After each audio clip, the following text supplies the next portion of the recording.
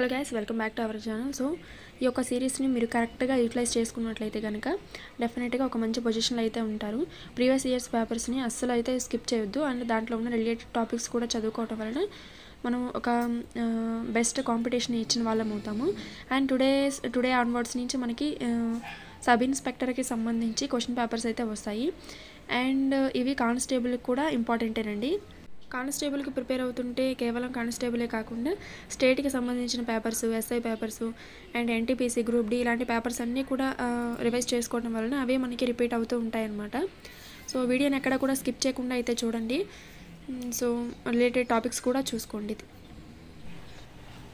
So first question చూసుకున్నట్లయితే, what is the atomic number of the element gallium? So gallium యొక్క atomic number అంటే ఎంత అంటే మనకి 31 అవుతుంది అనమాట. సో ఈ గ్యాలియం అనేది మనకి 13th గ్రూప్ ఎలిమెంట్ అనమాట. సో మనకి మొత్తం గ్రూప్స్ ఎన్ని ఉంటాయంటే 18 గ్రూప్స్ అయితే ఉంటాయన్నమాట. అండ్ ఎన్ని పీరియడ్స్ ఉంటాయి మనకి అంటే 7 పీరియడ్స్ ఉంటాయి. 18 గ్రూప్స్ 7 పీరియడ్స్ అయితే ఉంటాయి. అండ్ నెక్స్ట్ చూసుకున్నట్లయితే, who was the chairman of the 12th finance commissioner? So ఈ యొక్క గ్యాలియం అనేది మనకి ఫ్రీ స్టేట్లో అయితే లభించదనమాట. ఎప్పుడు దేంతో ఒక దాంట్లోకి కలిసే ఉంటుంది. సో ఫ్రీ స్టేట్లో అనేది గ్యాలియం అయితే ఉండదు. నెక్స్ట్ వచ్చేసరికి, who was the chairman of the 12th finance commissioner? So ప్రస్తుతం ఉన్నది ఎవరు మనకి అంటే నిర్మలా సీతారామన్ అనమాట. ఆమె 16th ఫినాన్స్ కమిషనర్ అనమాట.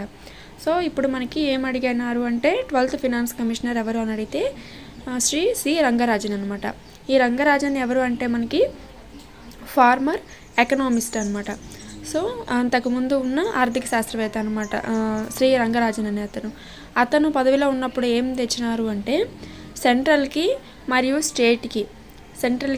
స్టేట్కి మధ్య ఉన్న ట్యాక్స్ యొక్క షేరబుల్ ట్యాక్స్ని ఈయన తీసుకొచ్చారనమాట. అంటే రోడ్ ట్యాక్స్ ఎవరు తీసుకోవాలి, అండ్ వాటర్ ట్యాక్స్ కానీ పవర్ ట్యాక్స్ కానీ ఈ రెండింటిలో ఏవి తీసుకోవాలి అనే దాని గురించి ట్యాక్స్ని షేర్ చేసే విధానం గురించి సి రంగరాజన్ అయితే మనకి చెప్పారనమాట. ఆయన ఎన్నవ ఫినాన్స్ కమిషనర్ అంటే మనకి 12th ఫినాన్స్ కమిషనర్. సో చాలా చాలా ఇంపార్టెంట్ అనమాట ఈ టాపిక్ అనేది. ఫస్ట్ నుంచి ఎవరు, ప్రస్తుతం ఉన్నది ఎవరు, ఇంకా ఉన్న 16th ఫైనాన్స్ కమిషనర్ మొత్తం కూడా చూసుకోండి. అండ్ వాళ్ళు ఇంతకుముందు ఏం చేసేవాళ్ళు, పదవిలో ఉన్నప్పుడు ఏం చేశారు. సో ఎస్ఐ లెవెల్లో అయితే ఇవి డెఫినెట్గా అడుగుతారు. ఈ టాపిక్ అయితే వదిలిపెట్టకుండా చూసుకోండి. అండ్ ఎలిమెంట్స్ యొక్క అటామిక్ నెంబర్స్, వాటి యొక్క భౌతిక ధర్మాలు కానీ, కెమికల్ రియాక్షన్స్ కానీ, ఇంకా ఏ గ్రూప్కి చెందినవి, పీరియడ్కి చెందినవి, ఈ విధంగా కొన్ని ఇంపార్టెంట్ టాపిక్స్ అయితే చూసుకోండి. అండ్ నెక్స్ట్ వచ్చేసరికి, who proposed the principle of uncertainty? So principle of uncertainty ఎవరు తీసుకొచ్చారు అంటే ఇది మనకి ఫిజిక్స్కి సంబంధించిన క్వశ్చన్ అనమాట. వెర్నర్ హేసన్బర్గ్ అయితే తీసుకొచ్చారు. సో ఈ ప్రిన్సిపల్ ఆఫ్ అన్సర్టెనిటీ అంటే ఏమిటి అంటే, ఏదైనా ఒక వస్తువు మూవ్ అవుతున్నప్పుడు అంటే కదులుతూ ఉన్నప్పుడు ఎగ్జాక్ట్గా దాని యొక్క పొజిషన్ ప్లస్ వెలాసిటీ అనేది ఒకే టైంలో మనం క్యాలిక్యులేట్ చేయలేమన్నమాట. ఏదైనా ఒక వస్తువు అనేది మూవ్ అవుతూ ఉన్నప్పుడు దాని యొక్క పొజిషన్ మరియు వెలాసిటీ అనేది ఒకేసారి కనిపెట్టలేమన్నమాట. దీన్నే వెర్నర్ హేసన్బర్గ్ అనే అతను కనిపెట్టారనమాట. అండ్ నెక్స్ట్ వచ్చేసరికి, which of the following is not included under the UNESCO as a world heritage sites అనమాట. సో వరల్డ్ యునెస్కో హెరిటేజ్ సైట్స్కి సంబంధించినది కింది వాటిలో కానిది ఏది అని అడుగుతున్నారు. ఇక్కడ ఆప్షన్స్ వల్ల మనకి టైం వేస్ట్ అవుతుందంటే నేను ఇవ్వలేదు, బట్ చెప్తున్నాను చూడండి. ఎలిఫెంటా కేవ్స్ ఒకటి, రాణి కీ బయోలీ ఒకటి, హుమయూన్స్ టోంబ్ ఒకటి, చాందమిరాన్ ఒకటి అనమాట. సో ఈ ఎలిఫెంటా కేవ్స్ అనేవి మనకి మహారాష్ట్రలో ఉన్నాయి. అండ్ రాణి కీ బయోలీ మనకేమో పాట్నాలో ఉంది. హుమయూన్స్ టోంబ్ ఎక్కడ ఉందంటే ఢిల్లీలో ఉందన్నమాట. సో ఇవన్నీ కూడా యునెస్కో సైట్స్ అనమాట. బట్ చాందమినార్ మనకి హైదరాబాద్లో ఉంది. 1591లో కన్స్ట్రక్షన్ అయితే చేసినారు. సో ఈ యొక్క చాందమినార్ అనేది మనకి యునెస్కో వరల్డ్ హెరిటేజ్ సైట్ అయితే కాదనమాట. సో మిగతావన్నీ కూడా వరల్డ్ హెరిటేజ్ సైట్స్. సో ఈ టాపిక్ అనేది మనం వదిలిపెట్టకుండా చదువుకోవాలి. ప్రస్తుతం ఎన్ని యునెస్కో సైట్స్ ఉన్నాయి, అండ్ 2001 నుంచి ఇప్పటి వరకు ఎన్ని యాడ్ చేశారు, సో ఫస్ట్ యునెస్కో సైట్స్ ఏంటి అనేది అయితే చూసుకోవడం వల్ల మనకి ఆప్షన్స్ నుంచి ఈజీగా ఎలిమినేట్ అయితే చేసుకోవచ్చు. నెక్స్ట్ వచ్చేసరికి, what is the Nick name of the Adam Gilchrist? So Adam Gilchrist అనే అతని యొక్క నిక్ నేమ్ ఏంటి అని అడుగుతున్నారు. ఫస్ట్ ఇతను ఎవరో తెలుసుకోండి. మనకి ఇతను ఎవరంటే వికెట్ కీపర్ అనమాట. ఆస్ట్రేలియాకి చెందిన వికెట్ కీపరు. సో అతని యొక్క నిక్ నేమ్ ఏంటి మనకి అంటే చర్చి. సో ఇతను మనకి ఆస్ట్రేలియన్ వికెట్ కీపరు అండ్ చాలా బాగా అయితే ఆడతారు ఇతను. అండ్ ఇప్పుడు ఈ టాపిక్ ఏంటి అంటే మనకి స్పోర్ట్స్ పర్సన్కి సంబంధించిన నిక్ నేమ్స్ అనమాట, ఇవి కూడా చూసుకోవాలి, ఇంపార్టెంట్.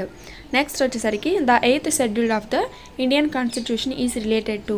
సో 8th షెడ్యూల్డ్ మన కాన్స్టిట్యూషన్లో దేనికి సంబంధించిందంటే మనకి official languages of India. So మొత్తం ఎన్ని అఫీషియల్ లాంగ్వేజెస్ ఉన్నాయంటే 22 అనమాట. దీంట్లో తెలుగు కూడా ఇంక్లూడ్ అయితే అయి ఉంటుంది. సో మనకి ఫస్ట్లో ఎన్ని ఉండేవి అఫీషియల్ లాంగ్వేజెస్ అంటే 14 అనమాట. తర్వాత ఇంకొక ఎన్ని యాడ్ చేశారు, 8 యాడ్ చేసి మొత్తం 22కి అయితే తీసుకొచ్చారనమాట. ప్రస్తుతం ఎన్ని అఫీషియల్ లాంగ్వేజెస్ అంటే మనకి 22 అయితే ఉన్నాయన్నమాట. ఇవన్నీ కూడా మనకి 2024 ఆర్పిఎఫ్ ఎస్ఐలో లేదా కానిస్టేబుల్లో చాలా చాలా important questions and related topics కూడా చూసుకుంటే డెఫినెట్గా అయితే మనం ఇచ్చిన టాపిక్స్లో నుంచి మీకు 25 to 30% క్వశ్చన్స్ అయితే వీటి నుంచే వస్తాయన్నమాట. నెక్స్ట్ వచ్చేసరికి can A person become a member of both houses. So ఇక్కడ చూడండి, ఇది మనకి ఇండియన్ కాన్స్టిట్యూషన్కి సంబంధించిన క్వశ్చన్ అనమాట. అంటే ఒక పర్సను 2 హౌసెస్కి పాల్గొనవచ్చా, 2 హౌసెస్లో ఉండవచ్చా అని అయితే అడుగుతున్నారు. పాల్గొనడానికి 2 హౌసెస్ తరపున అయితే పాల్గొనవచ్చు, బట్ ఒక్క హౌస్లో మాత్రమే అతను ఎగ్జిస్ట్ అయి ఉంటారనమాట. హౌసెస్ అంటే ఏంటి ఇక్కడ అంటే లోక్సభ ప్లస్ రాజ్యసభ అనమాట. సో లోక్సభకి రాజ్యసభకి రెండింటికి కూడా పోటీ చేయవచ్చు, బట్ అతను కనుక రెండిట్లో వస్తే కనుక అతని యొక్క సీట్ని మనకి వితిన్ 10 daysలో అతను కన్ఫర్మ్ చేసుకోవాలన్నమాట. అంటే లోక్సభలో ఉంటారా రాజ్యసభలో ఉంటారా అనేది వితిన్ 10 daysలో చెప్పాలి. ఇన్ కేస్ అతను డిసైడ్ చేసుకోలేకపోతే లోక్సభలో సీట్ కన్ఫర్మ్ చేసి రాజ్యసభలో సీట్ అనేది వేకెంట్ అయితే చేస్తారు. సో ఇక్కడ క్వశ్చన్ ఏంటి మనకి, a person becoming the member of both houses అంటే 2 హౌస్లో అతను ఎగ్జిస్ట్ అయ్యి ఉండవచ్చా అని అడిగితే నో అనమాట ఆన్సర్, ఏదో ఒక హౌస్కి మాత్రమే ఉంటారు. నెక్స్ట్ క్వశ్చన్ వచ్చేసరికి the supreme commander of the Indian armed force. So supreme commander of Indian armed force ఎవరు అంటే మనకి ప్రెసిడెంట్ ఆఫ్ ఇండియా. ఇతనే మనకి త్రివిధ దళాధిపతి అని కూడా అంటారనమాట. అండ్ నెక్స్ట్ వచ్చేసరికి in which state did indigo revolt occur. So indigo revolt ఎక్కడ జరిగిందంటే మనకి వెస్ట్ బెంగాల్లో అయితే జరిగింది. అండ్ ఎప్పుడు జరిగిందో కూడా వెరీ వెరీ ఇంపార్టెంట్ అనమాట. సో చెప్తాను చూడండి, ఇండిగో రివోల్ట్ అనేది మనకి 1859లో అయితే జరిగింది. దానికి బాధ్యత వహించింది ఎవరు అంటే Bishwacharan Biswas and Digambar Biswas. So Bishnucharan Biswas and Digambar Biswas వీళ్ళిద్దరు కూడా మనకి ఇండిగో రివోల్ట్కి అయితే బాధ్యత అయితే వహించారు. సో ఇండిగో రివోల్ట్ అంటే ఏంటంటే మనకి బ్రిటిష్ ఇండియన్స్ వాళ్ళ యొక్క క్లాత్స్ కోసం అంటే వాళ్ళ యొక్క మెటీరియల్ అమ్మకాల కోసం వర్తకానికి కావాల్సిన కలర్ని మన రైతుల దగ్గర పండించడానికి ఫోర్స్ చేశారనమాట. సో మన రైతులు ఎదురు తిరిగారు మేము పండించము అనేసి. సో దానికి ఎదురు తిరిగిన వాళ్ళు లీడర్స్ ఎవరు అండ్ ఎక్కడ జరిగింది అంటే వెస్ట్ బెంగాల్లో అయితే జరిగింది. అండ్ నెక్స్ట్ చూసుకున్నట్లయితే what is the distance in between sun and Mars. సన్కి మార్స్ యొక్క డిస్టెన్స్ ఎంత అంటే మనకి 2 to 7.9 మిలియన్ కిలోమీటర్స్ అనమాట. సో ఇది మనకి సోలార్ సిస్టమ్కి సంబంధించిన క్వశ్చన్.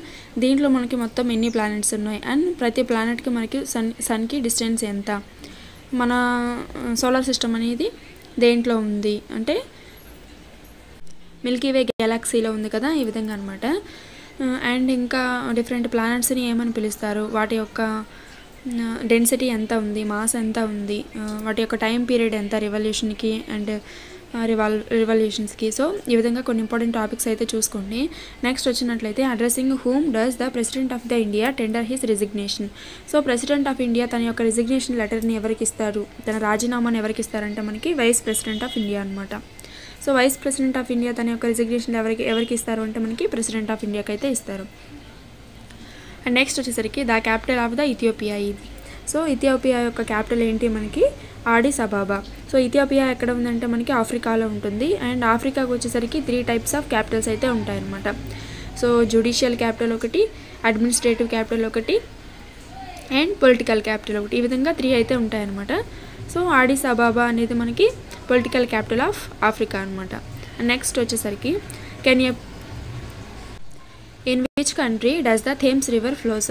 థేమ్స్ రివర్ అనేది మనకి ఎక్కడ ఫ్లో అవుతుంది అంటే ఇంగ్లాండ్లో ఫ్లో అవుతుంది అనమాట. సో ఇంగ్లాండ్లో ఇది లార్జెస్ట్ రివర్ అనమాట. అండ్ మనకి యునైటెడ్ కింగ్డమ్లో వచ్చేసరికి 2nd లాంగెస్ట్ రివర్ అనమాట థేమ్స్ అనేది. సో ఇది అనేది మనకి వరల్డ్ జాగ్రఫీకి సంబంధించిన క్వశ్చన్ అనమాట. 1 or 2 క్వశ్చన్స్ అయితే తగులుతూ ఉంటాయి ఆర్పిఎఫ్లో. అండ్ నెక్స్ట్ వచ్చేసరికి in which of the following players is not related to table tennis. So persons related sports అనమాట ఈ టాపిక్ అనేది. సో వెరీ వెరీ ఇంపార్టెంట్ రైల్వేకి సంబంధించి స్పోర్ట్స్ క్వశ్చన్స్. టేబుల్ టెన్నిస్ అనే గేమ్కి సంబంధించిన వారు కాని వారు ఎవరు అంటే ఇక్కడ మ్యాగ్నస్ కార్ల్సన్. సో ఇక్కడ ఉన్న ఆప్షన్స్లోంచి మనం పిక్ చేసుకోవాలి. అన్నీ చదవకపోయినా సరే కొన్ని ఇంపార్టెంట్ ప్లేయర్స్ వాటి యొక్క వాళ్ళ యొక్క స్పోర్ట్స్ గుర్తుపెట్టుకున్నట్లయితే కనుక దాని నుంచి ఈజీగా అయితే పిక్ చేసుకోవచ్చు అనమాట. నెక్స్ట్ వచ్చేసరికి who was the author of the book a century is not enough. So a century is not enough అనే బుక్ ఎవరికి సంబంధించిందంటే మనకి సౌరవ్ గంగూలీకి సంబంధించిన క్వశ్చన్ అనమాట. సో ఇతని యొక్క బుక్ ఇంకొకటి కూడా ఉందన్నమాట, రోలర్ కోస్టర్ అనే బుక్ కూడా. రోలర్ కోస్టర్ అనే బుక్ కూడా మనకి సౌరవ్ గంగూలీకి సంబంధించిన బుక్ అనమాట. అండ్ ఇతను ఎవరు అంటే మనకి క్రికెటర్. సో స్పోర్ట్స్ పర్సన్కి సంబంధించిన బుక్స్ కూడా వెరీ వెరీ ఇంపార్టెంట్ చూసుకోండి. స్పోర్ట్స్కి సంబంధించి స్పోర్ట్ రిలేటెడ్ టెర్మినాలజీ కానీ, లేకపోతే స్పోర్ట్స్ పర్సన్స్ ఏ స్పోర్ట్కి సంబంధించిన వాళ్ళు అని కానీ, లేకపోతే వాళ్ళు రాసిన ఇంపార్టెంట్ బుక్స్ కానీ, వాళ్ళు రాసిన అండ్ వాళ్ళకు ఉన్న నిక్ నేమ్స్ కానీ, ఈ విధంగా ఇంపార్టెంట్ అనమాట 2024 నోటిఫికేషన్కి. అండ్ నెక్స్ట్ వచ్చేసరికి what is the secreted by posterior pituitary gland.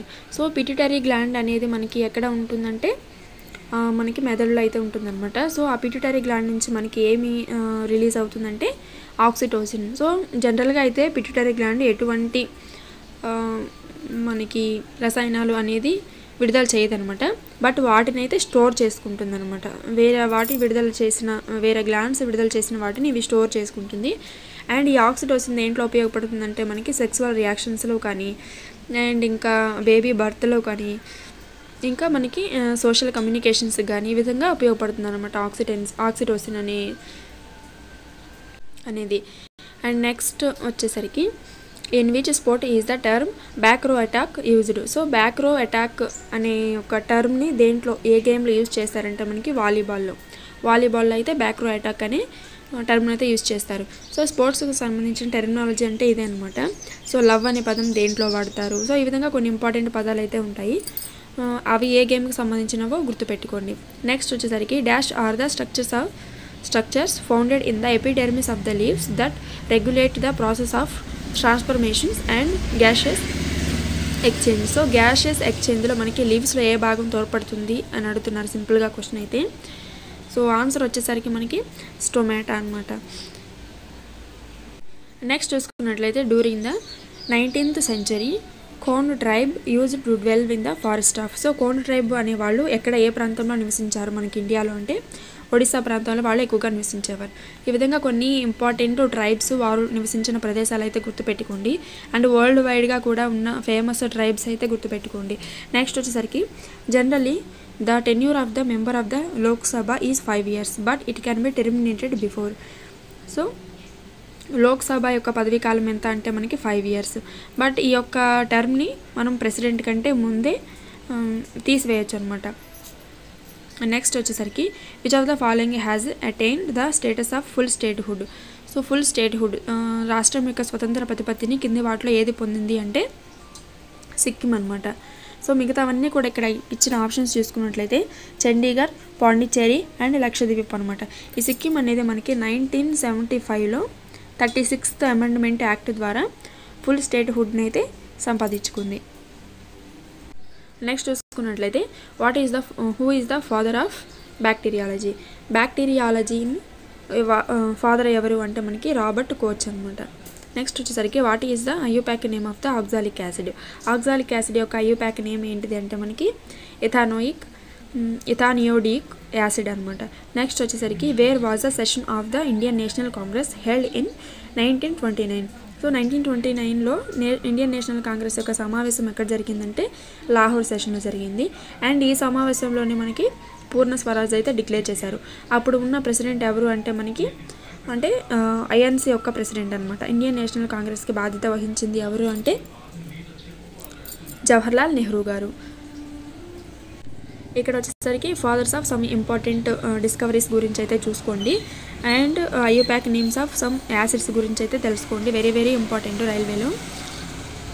Next వచ్చేసరికి with which religion is the term Bodhisattva related. Bodhisattva అనే టర్మ్ దేనికి సంబంధించిందానికి మనకి బుద్ధిస్ట్. సో బుద్ధిస్ట్లో ఇంపార్టెంట్ అంటే బుద్ధిజంలో ఇంపార్టెంట్ పర్సన్ ఎవరు అంటే మనకి గౌతమ్ బుద్ధ ఇంపార్టెంట్. అండ్ ఇతను ఇచ్చిన సెరీమోనీస్, ఫస్ట్ సెరీమోనీ ఎక్కడ ఇచ్చారు అని కానీ, సో అతను చేసిన ధర్మచక్ర కానీ ఇవన్నీ కూడా మోస్ట్ ఇంపార్టెంట్.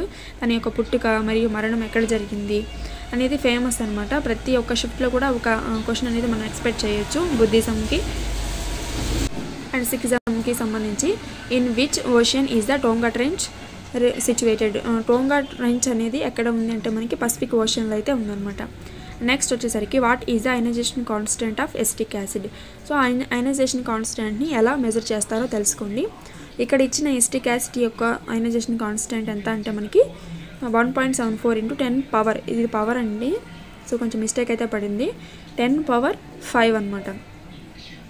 ఇక్కడ ఎసిటిక్ యాసిడ్ అనేది దేంట్లోకి వాడతామంటే మనకి ఫాస్ట్ ఫుడ్లో కానీ లేకపోతే ఇంట్లో డైలీ యూజ్గా యూజ్ చేస్తామన్నమాట. దాని యొక్క కెమికల్ ఫార్ములా వచ్చేసరికి CH3COOH.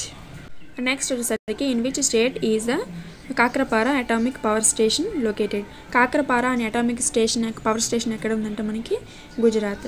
సో ఈ విధంగా తారాపూర్ కానీ కొన్ని ఇంపార్టెంట్ అయితే ఉన్నాయి, అవన్నీ కూడా చూసుకోండి. Power stations very very important. ఇవన్నీ గూగుల్లో నుంచి చూసుకోవచ్చు, లేదంటే ఏదైనా యూట్యూబ్ ఛానల్లో నుంచి కూడా ఫాలో అవ్వచ్చు. నెక్స్ట్ వచ్చేసరికి the formula of momentum is. Momentum యొక్క ఫార్ములా ఏంటి అంటే మనకి P = mv అనమాట, అంటే mass into velocity.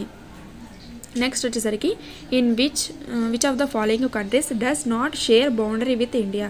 So India యొక్క బౌండరీ కంట్రీస్ కానీ స్టేట్స్ కానీ చూసుకోండి, అవి వెరీ వెరీ ఇంపార్టెంట్ అనమాట. సో ఇండియాలో కింద వాటిలో does not share with boundary అంటే ఏదంటే ఇక్కడ మాల్దీవ్స్ అనమాట. మాల్దీవ్స్ అనేది మనకి ఇండియాతో బౌండర్ని అయితే షేర్ చేసుకోదు. ఇక్కడ ఇచ్చిన ఆప్షన్స్ని బట్టి ఆఫ్ఘనిస్తాన్, భూటాన్, నేపాల్ ఇవన్నీ కూడా మనకి నైబరింగ్ కంట్రీస్ అనమాట. నెక్స్ట్ వచ్చేసరికి the full form of RTGS is. RTGS అంటే ఏంటంటే ఇక్కడ real time gross settlement. So ఇది ఎకనామీకి సంబంధించిన క్వశ్చన్ అనమాట. నేను ఆల్రెడీ చెప్పాను కొన్ని ఇంపార్టెంట్ టర్మ్స్ అనేవి ఫుల్ ఫామ్స్ అనేవి నేర్చుకోవడం వల్ల అవి రిపీట్ అవుతూ ఉంటాయి క్వశ్చన్స్ అనేవి. నెక్స్ట్ వచ్చేసరికి in which of the following state has the highest number of the representative in the లోక్సభకు సంబంధించి హైయెస్ట్ నెంబర్స్ ఎక్కడ ఉన్నాయంటే మనకి ఉత్తరప్రదేశ్లో అయితే ఉన్నాయి. మొత్తం 80 సీట్స్ అయితే వాళ్ళకి కేటాయించనమాట. అండ్ సెకండ్ హైయెస్ట్ ఏంటంటే మనకి మహారాష్ట్ర 48 సీట్స్ వరకు అయితే ఉన్నాయి. అండ్ నెక్స్ట్ వచ్చేసరికి who was the author of the book the archaeology of ancient Indian cities. So ఇది బుక్ నేమ్ అండి, the archaeology of ancient Indian cities అనమాట. ఈ బుక్ యొక్క ఆథర్ ఎవరు అంటే మనకి దిలీప్ కుమార్ చక్రవర్తి. నెక్స్ట్ వచ్చేసరికి by whom was the famous Lakshman temple found in the Khajuraho built అనమాట. సో ఖజురహో టెంపుల్ అనేది ఎక్కడ ఉందంటే మనకి మధ్యప్రదేశ్లో అయితే ఉంటుందన్నమాట. సో ఈ మధ్యప్రదేశ్లో చాలా రకాల టెంపుల్స్ అయితే ఉంటాయి, వాటిలో ఒకటి లక్ష్మణ్ టెంపుల్ అనమాట. ఈ లక్ష్మణ్ టెంపుల్ని కట్టించింది ఎవరంటే మనకి చండేలాస్. నెక్స్ట్ వచ్చేసరికి where did the Kheda satyagraha takes place. Kheda satyagraha ఎక్కడ జరిగిందంటే మనకి గుజరాత్లో అయితే జరిగిందనమాట. సో ఈ ఖేడా సత్యాగ్రహకి ఎవరు బాధ్యత వహించారంటే మనకి మహాత్మా గాంధీ గారు. అండ్ ఎందుకు జరిగింది అంటే సో ఖేడా ప్రాంతంలో ఉన్న ప్రజలు హై ట్యాక్సెస్ వలన వాళ్ళు పొలానికి ట్యాక్స్ అనేది పే చేయలేకపోతూ ఉంటారు. అండ్ ఇంకా అదే టైంలోనే మనకి ప్లేగ్ అనే డిసీజ్ అనేది వ్యాపిస్తుంది అనమాట. వీటన్నిటి వలన వాళ్ళు ప్రభుత్వానికి ట్యాక్స్ అనేది కట్టలేక ఎదురు తిరుగుతారనమాట. సో దానికి బాధ్యత వహించింది ఎవరంటే మనకి మహాత్మా గాంధీ గారు. అండ్ నెక్స్ట్ వచ్చేసరికి the capital of Assamese.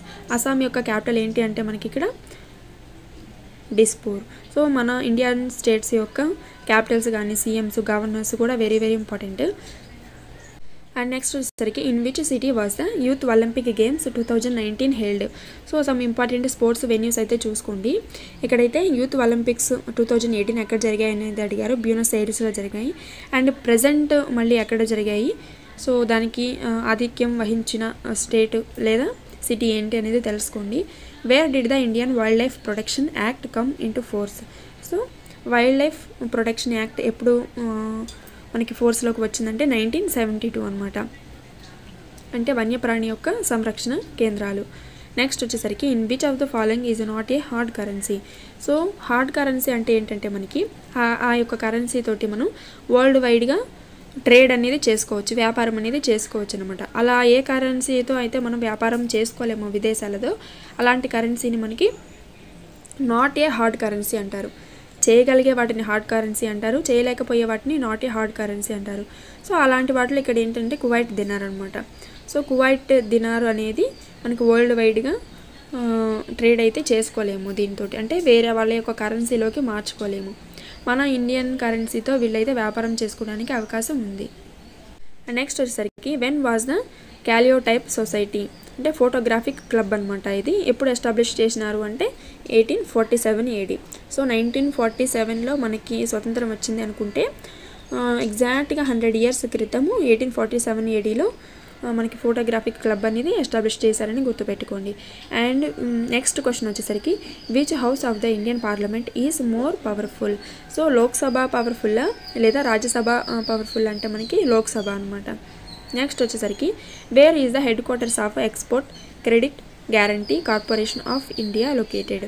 So ఇది కూడా మనకి ఎకానమీకి సంబంధించిన క్వశ్చన్ అనమాట. ఏంటి ఇక్కడ ఫుల్ ఫామ్ అంటే export credit guarantee corporation of India. So ECGC అని అంటారు. దాని యొక్క హెడ్ క్వార్టర్ ఎక్కడ ఉందంటే మనకి ముంబైలో అయితే ఉంది.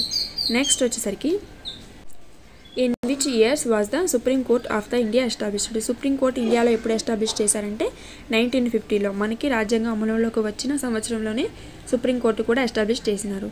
నెక్స్ట్ వచ్చేసరికి the drained area of reverse is known as. So river అనేది కొన్ని చోట్ల వెళ్ళి మహాసముద్రాల్లో అయితే కలుస్తుంది, అండ్ కొన్ని చోట్ల ఏమో భూ అంతర్భాగంలోకి వెళ్ళిపోతుంది అనమాట. భూ అంతర్భాగంలోకి వెళ్ళిపోయే ఆ యొక్క ప్రదేశాన్ని ఏమంటారంటే మనకి బేసిన్ అనేది అంటారు. నెక్స్ట్ వచ్చేసరికి the line of boundary in between land surface and sea is known as. So land సర్ఫేస్కి మరియు సీకి మధ్యలో ఉన్న, సముద్రానికి మధ్యలో ఉన్న ఆ యొక్క ప్రాంతాన్ని ఏమంటారంటే మనకి కోస్టల్ లైన్ అంటే అంటారు. సో ఈ విధంగా అయితే ఉంటుంది కదా, ఈ విధంగా ఇదేమో ల్యాండ్, ఇదేమో సీ అనమాట. ఈ మధ్యలో ఉన్న బౌండరీ లైన్ ఏమంటారంటే మనకి కోస్టల్ లైన్ అయితే అంటారు. నెక్స్ట్ క్వశ్చన్ వచ్చేసరికి in which sport is the term used. So deuce అనే టర్మ్ని ఏ స్పోర్ట్లో యూజ్ చేస్తారంటే మనకి టెన్నిస్లో అయితే యూజ్ చేస్తారు. నెక్స్ట్ వచ్చేసరికి who was the appointed as the acting prime minister of India after the death of Jawaharlal Nehru.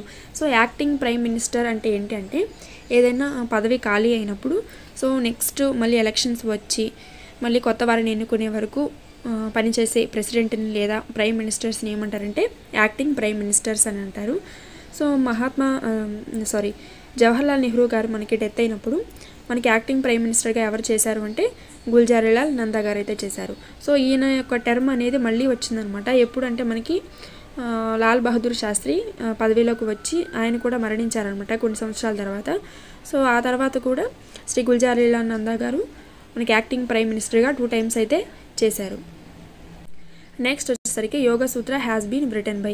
యోగ సూత్ర అనేది ఒక ఏన్షియంట్ ఇండియన్ హిస్టరీ బుక్ అనమాట. సో దీన్ని ఎవరు రాశారంటే మనకి పతాంజలి. పతాంజలి అనేది మనం చాలా చోట్ల అయితే విని ఉంటాం, మన సోప్స్లో కానీ హెయిర్ ఆయిల్స్లో కానీ చాలా ఫేమస్ అయ్యి ఉండేటప్పుడు, ఇప్పుడైతే తక్కువ అయిపోయింది. సో ఈ పతాంజలి అనే అతను ఏం రాశారు అంటే యోగ సూత్ర అయితే రాశారు. Some important ancient Indian history books వాళ్ళ యొక్క ఆథర్స్ అయితే నేర్చుకోండి. నెక్స్ట్ వచ్చేసరికి what is the name of the currency of Colombia. Colombia యొక్క కరెన్సీ ఏంటి అంటే ఇక్కడ మనకి కొలంబియన్ పెసో. సో కంట్రీస్ యొక్క మనకి కరెన్సీస్ అయితే నేర్చుకోండి, అండ్ క్యాపిటల్స్ కూడా ఇంపార్టెంట్. ప్రతి ఒక్క షిఫ్ట్లో కూడా 1 question అయితే ఎక్స్పెక్ట్ చేయొచ్చు ఈ 2 topics నుంచి. అండ్ నెక్స్ట్ వచ్చేసరికి in the SI system the prefix of multiple 10 power, ఇది పవర్ అండి, 10 power 18. సో 10 power 18 అనేది ఏమంటారు అంటే ఆట్టో అంటారు.